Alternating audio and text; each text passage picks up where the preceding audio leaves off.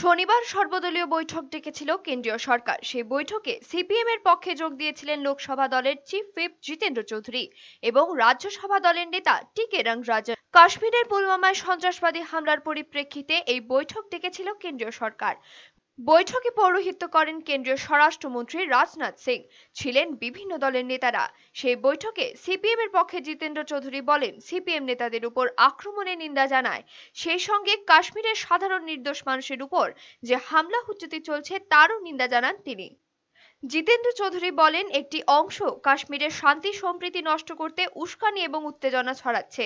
তাদের শক্ত হাতে মোকাবিলার কথা বলেন জিতেন্দ্র চৌধুরী।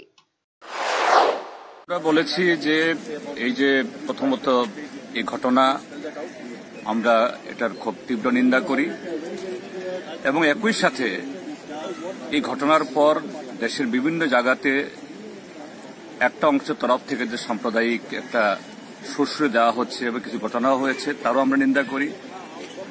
আমরা দাবি জানিয়েছি যে এই সমস্যার সমাধানে শুধুমাত্র বল প্রয়োগ নয়, তার সাথে সেখানে এই কাশ্মীরের সমস্ত স্টেক হোল্ডার্স, সেখানকার জনগণ এবং গণতান্ত্রিক বিভিন্ন সংস্থা তাদেরকে যুক্ত করতে হবে এবং এই যে প্রচেষ্টা এটা যেন লাগাতার থাকে।